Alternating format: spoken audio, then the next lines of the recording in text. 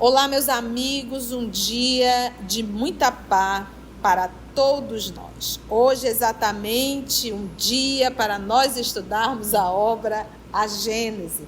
E hoje nós deveremos estudar, se Deus assim nos permitir, o item 8 e 9, dentro do capítulo 1, intitulado Caráter da Revelação Espírita. Vamos solicitar para o nosso amigo Tarcísio fazer a nossa prece de gratidão e logo depois a nossa querida amiga Lígia irá fazer a recapitulação do nosso último estudo. Amado Mestre Jesus, aqui estamos, Senhor, mais uma vez para estudarmos essas obras. Mostram para nós as situações que os irmãos nossos passaram no passado, que ainda refletem no futuro, no nosso futuro, que possamos aprender, absorver, para que possamos dar mais um passo em tua direção. Queremos te agradecer, Senhor, e a espiritualidade amiga aqui presente, por essa oportunidade, que possamos a cada dia sentir a tua presença, não só nos que já aqui estudam, mas no nosso lar, com os nossos familiares, e todos aqueles que nos rodeiam. Obrigado por mais essa oportunidade. Fica conosco hoje e sempre. Que assim seja.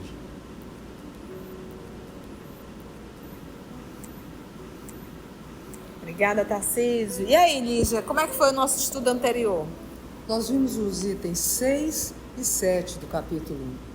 O item 6 fala sobre o papel dos gênios, dos grandes gênios. Eles fazem com que a humanidade avance ensinando verdades que os homens ignoram. Essas verdades são revelações científicas e morais. Eles são os missionários ou messias. O item 7 diz que no sentido da fé religiosa, eles revelam coisas que os homens não podem descobrir por si só. E eles fazem essas revelações por palavra direta e por intuição. Nesse caso, as revelações são feitas pelos profetas ou messias e aceitas com passividade absoluta, sem controle, sem exame e sem discussão. Então vamos lá, Lígia, vamos pegar o item 8, ainda falando do caráter da revelação espírita. Então vamos lá, Lígia, nos ajude na leitura. Todas as religiões tiveram seus reveladores, e estes, embora estivessem longe de conhecer toda a verdade, tinham uma razão de ser providencial, porque eram apropriados ao tempo e ao meio em que viviam, ao caráter particular dos povos a quem falavam e aos quais eram relativamente superiores. Apesar dos erros de suas doutrinas, não deixaram de agitar os espíritos e, por isso mesmo, de semear os germes do progresso, que mais tarde haviam de desabrochar ou desabrochariam um dia à luz brilhante do cristianismo. É, pois, injusto lançar anátema, ou seja, maldição contra eles, em nome da ortodoxia, seria rigidez, severidade, porque dia virá em que todas essas crenças, tão diversas na forma, mas que repousam realmente sobre um mesmo princípio fundamental, Deus e a imortalidade da alma, se fundirão numa grande e vasta unidade, tão logo a razão triunfe dos preconceitos. Todas as religiões tiveram seus reveladores. Então, dentro do judaísmo, nós tivemos quem? Moisés. Dentro da cultura hebraica, dentro da sociedade hebraica. Se nós formos um pouco para a China milenar, nós vamos encontrar os seus reveladores. Se nós formos para a Índia, nós vamos encontrar os seus reveladores. Que ele diz algo interessante aqui. Olha só, embora estivessem longe de conhecer toda a verdade, tinham uma razão de ser providencial. Então, esses reveladores, eles não tinham o conhecimento total. Era um conhecimento, e é por isso que ele diz assim, porque eram apropriados ao tempo e ao meio em que viviam, ao caráter particular de cada povo, a quem falavam, aos quais eram relativamente superiores. Então, esses espíritos, eles eram superiores ao grupo que lá estava. Então, logo, se eram superiores ao grupo que lá estava, eles estavam na condição de ensinar, eram missionários. Só que, olha só, apesar dos erros das suas doutrinas, então, meus irmãos, como dizia antigamente, me poupe. Mas não queira colocar Jesus, igualar Jesus com esses profetas. A revelação de Jesus não é de um caráter humano, é de um caráter divino. Não tem erros. Jesus é um Cristo. Não cometa esse absurdo de querer colocar Jesus e comparar Jesus aos profetas ou qualquer missionário. Ele é o Cristo. Ele não fez uma revelação de ordem humana. A revelação de Jesus é de ordem divina. Então, pegue esse estudo de hoje e tenha muito cuidado quando você for ouvir palestra. Nós precisamos ter critério. Porque o fato de um palestrante estar falando não quer dizer que está certo, quer dizer que tem que ser averiguado. Da mesma forma quando se fala dos espíritos. Eu estou comentando o texto de Kardec, que estava sendo assessorado por espíritos superiores, comandado pelo Espírito de verdade, que é o nosso Senhor Jesus Cristo. E quando o Kardec fazia qualquer comentário que não estaria de comum acordo com a terceira revelação, ele era advertido. Então, Kardec não estava fazendo um trabalho solto. Player de espírito estava assessorando o professor Denizar. Então, logo nós temos uma revelação que também não é humana. Kardec organizou. Mas a revelação foi trazida pelos os espíritos. Pleia de espíritos superiores, coordenado por Jesus. Meus irmãos, Livro dos Espíritos, nós temos a assinatura de quem? Swedenborg, Sócrates, Fênelon, Santo Agostinho, São Luís, João Evangelista. Você tem noção? Então, vamos respeitar quando formos citar o nosso Senhor Jesus Cristo. Então ele diz, apesar dos erros das suas doutrinas, não deixaram de agitar os espíritos, porque agitavam, eles eram superiores ao grupo, logo traziam lições diferenciadas. Apesar dos erros, e por isso mesmo, eles semearam os germes do progresso. Porque isso estava o quê? Mais tarde haviam de desabrochar essas sementes, ou se desabrocharia um dia a luz brilhante do cristianismo. Então, se eu pego uma criança, uma criança de 8 anos de idade, eu vou enviar para ela um doutor em ciência, em qualquer ciência. Ela precisa de um professor desse nível, nesse momento? Óbvio que não. Então, cada missionário enviado era alguém que estaria de comum acordo para ajudar o povo na idade que o povo estava. Conhecimento parcial. Com conhecimento parcial. E como ele diz, e era humano, então passava pelo humano, então poderia conter erros. Mas tia Kardec, vou repetir, Kardec codificou, organizou, mas o texto, as revelações são de ordem divinas, coordenada pelo Espírito de verdade, selecionado espíritos para trazerem isso. Kardec codificou, procura saber o que é codificar, por que é chamado de codificador, por que no Livro dos Espíritos colocou Livro dos Espíritos. Então nós temos que primeiro entender que Kardec é o codificador, não é o criador da doutrina espírita. Não criou as leis que regem o universo. Se você estudou um pouco da Revista Espírita, você vai ver que, inclusive, entregaram a ele pesquisas que já estavam feitas com 50 cadernos, com perguntas e respostas que tinham sido já realizadas por outros grupos. E ele pegou esses 50 cadernos, está lá na Revista Espírita, e já está no nosso canal, vamos estudar. E ele teve que separar esses cadernos, os temas, os tópicos, por temas. Por isso que a gente pega o Livro dos Espíritos todo organizadinho. Mas, tia, todo o Livro dos Espíritos está nesses 50 cadernos? Claro que não, porque lembra que a primeira edição foi 501 ou 502 questões. Depois foi que foi para 1019, que na verdade são 1018. Entendemos isso? Então, a gente precisa primeiro conhecer para a gente poder usar a lógica e saber refutar. E saber, muitas vezes, discordar. Nós não podemos estar na filosofia da vaca de presépio. Qual é a função da vaca de presépio? Balançar a cabeça. Para tudo. Então, pois, injusto lançar uma condenação contra eles em nome da ortodoxia. Porque dia virá em que todas essas crenças, tão diversas na forma, mas que repousam realmente sobre o mesmo princípio. Então, se você for ler Confúcio, é moral. Se você for ler Buda, é a moral.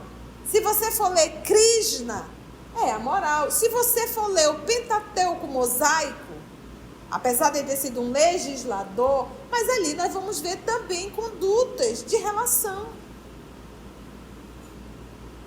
Vamos mais um pouquinho, Lígia?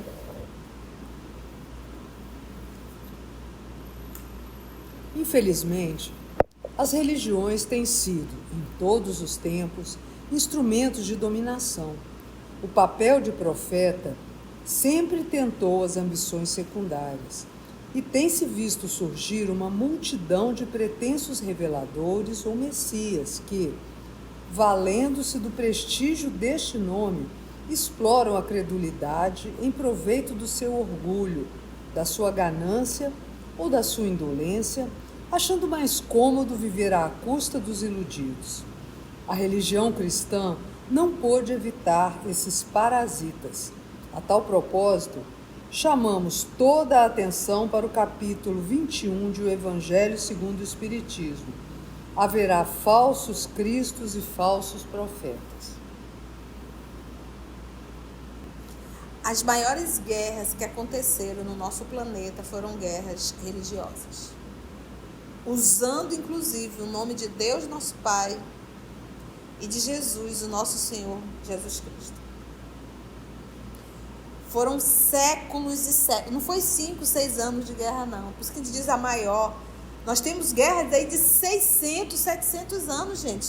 Tu tem noção do que é isso? O que foi a cruzada? O que foi a Inquisição? O Santo Ofício. Não é verdade? Então ele diz, as religiões têm sido em todos os tempos instrumentos de dominação.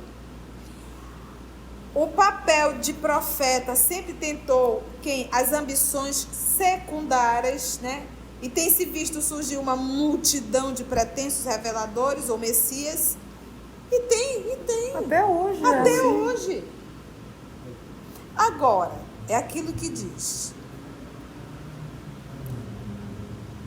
Se tem esses corações, é porque tem quem os siga. Se nós tivermos um pouco de bom senso, nós não iremos bater palmas para o absurdo. E é outra coisa que nós espíritas temos que ter muito cuidado. Essa mania que nós temos de idolatrar pessoas.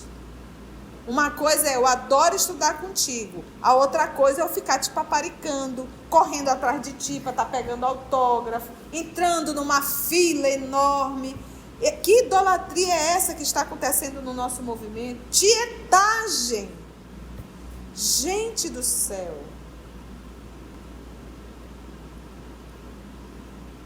Não existe fila. Estou aqui a pensar. Eu digo, será que eu entraria na fila para abraçar Jesus? Não. E eu mesma aqui fico a pensar que não sou eu, é o amigo espiritual. Não existe fila para abraçar Jesus. Tem que ter mérito. Para a gente estar ao lado dele, ele pode vir estar ao nosso lado. Mas para nós termos a honra de estarmos ao lado de um Cristo, precisamos ter conquistado muito trabalho ainda. Mas são coisas que nós temos que parar para pensar. Então, ou seja, o que eu estou querendo dizer? É esse movimento da sociedade de idolatrar pessoas, de bater palmas para a mentira, que acaba fazendo com que surja um falso profeta. Ah, mas a pessoa tem um dom da voz, o dom da oratória. Se tivesse estudado, não teria caído. E o que diz aqui o Evangelho segundo o Espiritismo? Haverá falsos cristos e falsos profetas. E Jesus já avisou. Falarão em meu nome. Mas conhece uma árvore pelo fruto. Então vai olhar o fruto, vai ver o que a pessoa faz, não é só pregar. Gente, pregar é a coisa mais fácil do mundo. Subir num púlpito, pegar o microfone, falar do evangelho, basta a gente estudar. Isso não é o fruto. O fruto é a minha condição moral. Então, quando a gente olha para o Chico Xavier, o nosso querido Francisco Cândido Xavier, por que foi um homem respeitado ao longo das décadas? Pela sua conduta moral. Nenhum religioso poderia falar mal de Francisco Cândido Xavier. Podia até não concordar com a religião, mas não tinha como criticar o humano Francisco Cândido Xavier. E me recordo uma vez, são contos, tá? Não é livro, são contos. Quando a gente vai ali para Uberaba, a gente vai ouvindo. Que ele era a comemoração de um centro espírita. Estava fazendo anos, né? Não sei quantos anos, não recordo. E quando ele chegou lá, ele avisou para que não divulgasse que ele iria. Mas não adiantou, né? Sabe como é ser humano. E acabou escapando. Então o centro espírita lotou, era muita gente. E ele pegou o microfone e disse: eu sei porque esse centro espírita está tão lotado hoje. É porque todos nós estamos com muita saudade de Jesus. Porque, na verdade, as pessoas olhavam para o Chico e ouviam as lições de Jesus, a saudade de Jesus. E as pessoas conseguiam enxergar isso no Chico. Eu me recordo, a espiritualidade é muito atenta. Uma vez eu recebi uma mensagem através desses rede social, mas uma mensagem muito bonita, que eu me emocionei. Mamãe, meu amor, estava sentada ao meu lado, minha mãezinha. Eu disse: mãe, olha essa mensagem, e eu usei essa palavra, que essa moça mandou para mim, era uma moça de outro estado. Aí eu li. A mamãe olhou tão séria para mim, e obviamente ela estava muito inspirada na hora. Ela disse: não é para ti, Conceição. Ainda disse Conceição, ela me chamava de filha. Não é para ti, Conceição. Não é para ti, é para o que tu fazes. Assim mesmo. E eu botei o olho nela, entendi na hora o recado. Mamãe é média ostensiva. Eu digo: é verdade, mamãe. Não é para a pessoa, Conceição. É para o trabalho que a Conceição está fazendo. Que a Conceição pessoa não é nada. Então, olha como a espiritualidade está sempre atenta. Porque qual é a maior queda do espírita? Vaidade. O Livro dos Médiuns responde isso umas 300.000 vezes. Que a queda do trabalhador, do médium, é quem? A vaidade. Vamos mais um pouquinho? Lígia. Item 9. Haverá revelações diretas de Deus aos homens? É uma questão que não ousaríamos resolver, nem afirmativamente, nem negativamente, de maneira absoluta. O fato não é radicalmente impossível, porém, nada nos dá dele prova certa. O que parece certo é que os espíritos mais próximos de Deus pela perfeição se impregnam do seu pensamento e podem transmiti-lo. Quanto aos reveladores encarnados, segundo a ordem hierárquica a que pertencem e ao grau de saber a que chegaram, esses podem tirar de seus próprios conhecimentos as instruções que ministram ou recebê-las de espíritos mais elevados, mesmo dos mensageiros diretos de Deus, os quais, falando em nome de Deus, têm sido às vezes tomados pelo próprio Deus. Que é o caso de Moisés, né? As comunicações deste gênero nada têm de estranho para quem conhece os fenômenos espíritas e a maneira pela qual se estabelecem as relações entre encarnados e os desencarnados. As instruções podem ser transmitidas por diversos meios: pela inspiração pura e simples, pela audição da palavra, pela vidência dos espíritos instrutores, nas visões e aparições, quer em sonho, quer em estado de vigília, como se vê tantas vezes na Bíblia e nos livros sagrados de todos os povos. É, pois, rigorosamente exato dizer-se que a maioria dos reveladores são médiuns inspirados, audientes ou videntes, o que não significa que todos os médiuns sejam reveladores, nem, ainda menos, intermediários diretos da divindade ou dos seus mensageiros. Vamos entender bem esse parágrafo, porque ele é rico de informações. Então ele fala o quê? Aqui no 9 ele diz: haverá, né, existem revelações diretas de Deus aos homens? Ele pergunta. Ele diz, é uma questão que nós não vamos entrar muito nessa discussão, mas que pode. O que parece certo é que os espíritos mais próximos do nosso Pai Criador, pela perfeição que eles estão impregnados no seu pensamento e podem até mesmo transmitir esse pensamento. Ele está falando de espírito, ele não está falando nem de Jesus. Porque Jesus já é um com Cristo, com o Pai. Eles são tão próximos. Então, Deus o livre. Não são um com Deus. Exatamente, não são.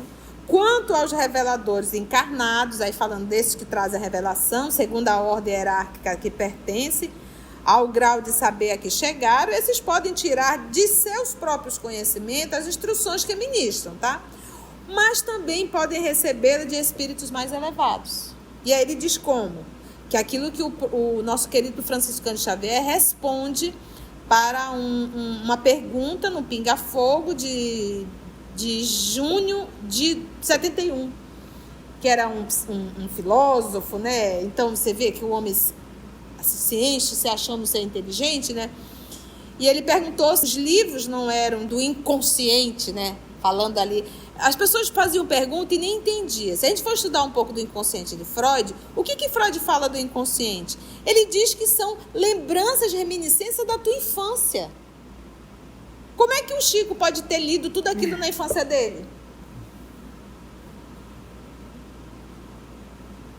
Né? Então a pessoa faz a pergunta, não sabe nem o que está perguntando, usa as palavras sem saber nem o que está falando. Né? Mas vamos lá. O Chico acaba falando, na verdade não é o Chico, a gente percebe que é o Emmanuel nessa hora, e ele ainda diz, Emmanuel está aqui ao nosso lado a nos dizer que o primeiro livro da humanidade foi um livro mediúnico, os 10 Mandamentos. E aí depois esse repórter ele volta e pergunta novamente, fez assim, mas não me consta que Kant, Swedenborg, é o Emmanuel Kant, nem foi falando vários filósofos, né? Eu ainda não tive conhecimento de psicografia de grandes filósofos como Sócrates, Platão, Aristóteles. Ali vamos encontrar o Emmanuel Kant, né? Aí o Chico disse assim, e quem nos garante que eles também não eram médiuns? Né? Então, ou seja, quando você se predispõe a escrever um livro, dependendo da tua intenção, você vai atrair espíritos conforme a tua intenção e você vai receber, sim, inspiração. O que é inspiração? Vamos entender isso? A inspiração é algo que você não elabora mentalmente. Ela chega pronta e rápido, tu tem que correr e passar para o papel. Isso é uma inspiração. Quando é teu, tu elabora o pensamento. As cartas de Paulo era inspiração. Ele ditava, inclusive, né? Ele ditava as cartas e alguém fazia as anotações, porque eram cartas muito longas. Né? Então, isso é a inspiração. Então, ele diz assim, ó, falando em nome deste, tem sido, às vezes, tomados espíritos mais elevados, mesmo dos mensageiros diretos de Deus, os quais, falando em nome de Deus, nosso Pai, têm sido, às vezes, tomados pelo próprio Deus. É Deus falando, né? E não é os enviados de Deus. Quando fala Deus, você ainda tenta humanizar Deus? Vamos crescer. Você não pode mais estar imaginando que Deus é um senhorzinho de barba, cajado na mão, sentado num trono. Você não pode mais imaginar Deus um ser circunscrito, limitado, materializado. Com olhos, nariz, boca, ouvido. Não dá, né, gente? Quando fala é Deus falando, pela boca desses reveladores. Eles estão impregnados do pensamento de Deus e eles estão transmitindo. Por isso que fala é Deus falando, né? Exatamente, Lígia. E ele diz, as comunicações desse gênero nada tem de estranho para quem conhece os fenômenos espíritas e a maneira pela qual se estabelecem as relações entre os encarnados e o desencarnado. Vou exemplificar. Eu vi uma entrevista do Erasmo Carlos e ele disse que ele estava compondo junto com o Roberto Carlos e chegou uma hora que ele não conseguiu desenvolver. Aí o Roberto disse assim, olha, eu estou um pouco cansado, deixa eu deitar aqui um pouco, descansar um pouco minha mente. E ele disse que o Roberto descansou ali uns 30 minutos, quando ele voltou, ele disse, me dá um papel rápido aí. Ele terminou a música todinha, rapidinho. Aí o Erasmo até brincou, fica dormindo quando tu volta, cada vez que tu volta, tu traz uma música, né? Então a gente percebe que ele, no momento do desdobramento, recebeu a inspiração, voltou e passou logo tudo pro papel. Então isso é inspiração. Então aprende isso. Inspiração, chega pronto na tua mente. Quando é teu, você tem que elaborar. Vou te passar uma redação, vou te dar um tema. Então tu vai e volta, solta o lápis, pensa de novo para te poder desenvolver o tema, tá bom? Então ele diz, as instruções podem ser transmitidas por diversos meios. Primeiro, pela inspiração, pura e simples. Acabei de dar um exemplo do que é a inspiração. Chega pronto na tua cabeça. Pela audição da palavra, ou seja, você escuta, já não é inspiração. Você escuta a voz do Espírito. Pela vidência dos espíritos instrutores, né? Vidência, o espírito mostra um quadro, mostra uma situação. Nas visões e aparições, visões, você vê espírito, você vê o espírito, você é um médium vidente ou uma aparição. Qual é a diferença de visão para aparição? Visão, você tem que ser um médium vidente.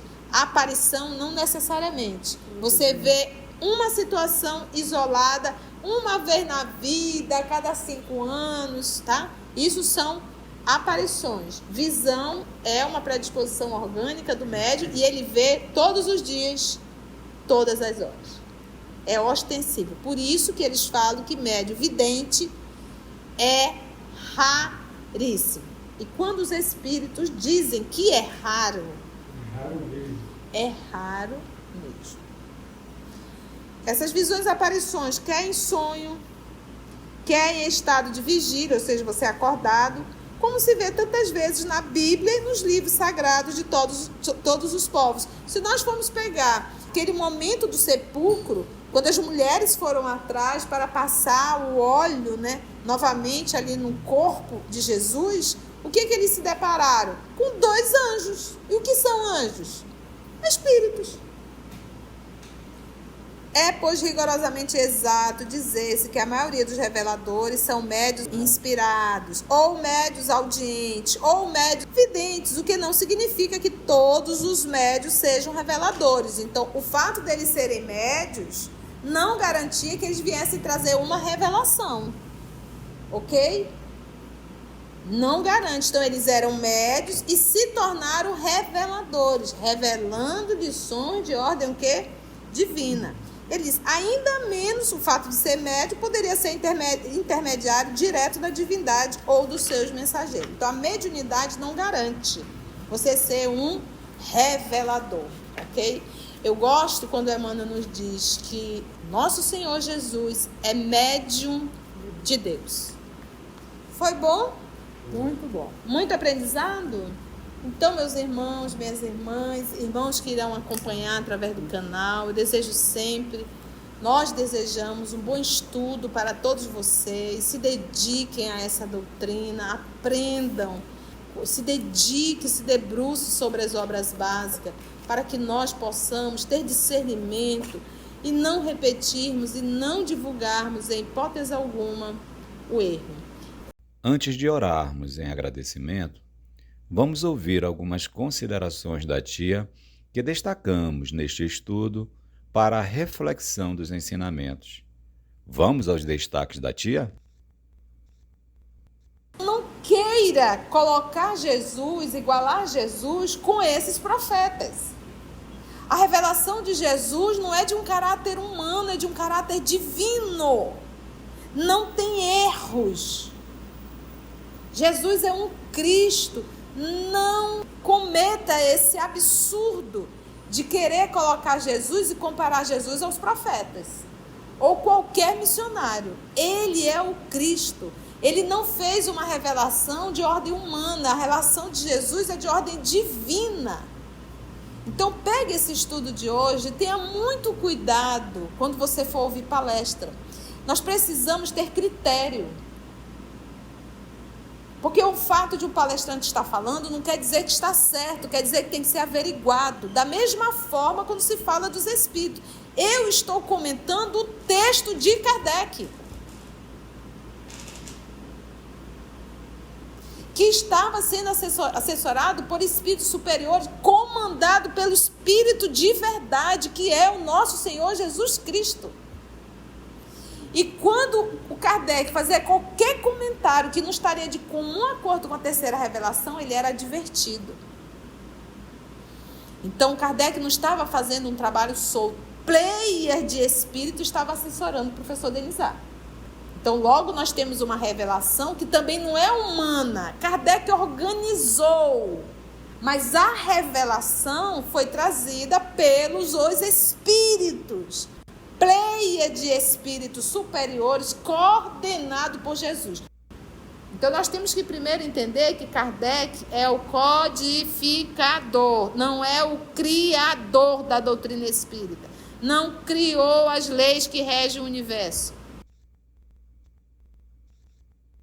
A gente precisa primeiro conhecer para a gente poder usar a lógica e saber refutar. E saber muitas vezes discordar. Se nós tivermos um pouco de bom senso, nós não iremos bater palmas para o absurdo. E é outra coisa que nós espíritas temos que ter muito cuidado. Essa mania que nós temos de idolatrar pessoas. Uma coisa é eu adoro estudar contigo. A outra coisa é eu ficar te paparicando, correndo atrás de ti para estar pegando autógrafo, entrando numa fila enorme. Que idolatria é essa que está acontecendo no nosso movimento? Tietagem! Gente do céu! Eu digo, será que eu entraria na fila para abraçar Jesus? Não existe fila para abraçar Jesus. Tem que ter mérito. Ele pode vir estar ao nosso lado. Mas para nós termos a honra de estarmos ao lado de um Cristo, precisamos ter conquistado muito trabalho ainda. É esse movimento da sociedade de idolatrar pessoas, de bater palmas para a mentira, que acaba fazendo com que surja um falso profeta. Ah, mas a pessoa tem um dom da voz, o dom da oratória. Se tivesse estudado, não teria caído. Jesus já avisou. Falarão em meu nome.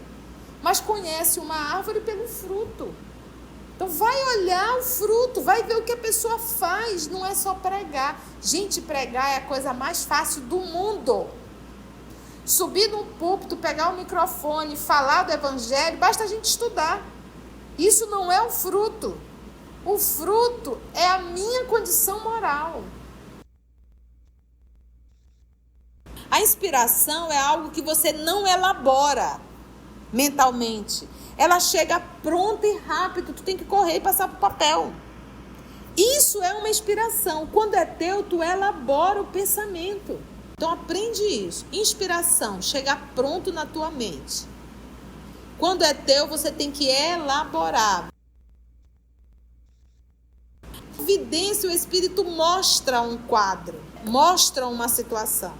Visão, você tem que ser um médium vidente. Aparição, não necessariamente. Você vê uma situação isolada, uma vez na vida, a cada 5 anos, tá? Isso são aparições. Visão é uma predisposição orgânica do médium e ele vê todos os dias, todas as horas.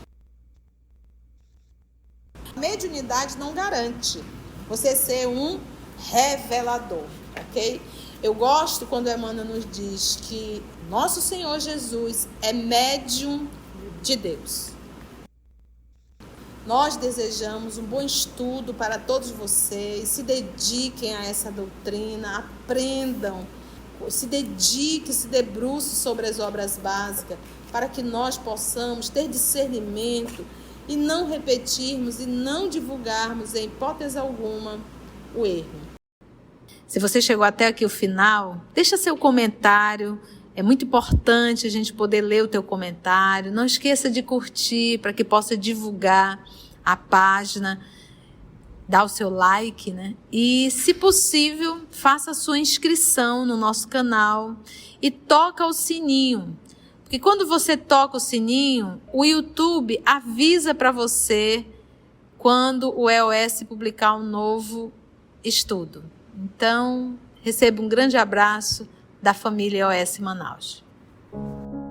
Assim, concluindo o nosso estudo de hoje e agradecendo o nosso Mestre Jesus por mais este momento de aprendizado, vamos orar? Agradecemos a Deus nosso Pai, a Jesus o nosso Mestre por excelência e aos amigos espirituais aqui presentes. Graça te damos.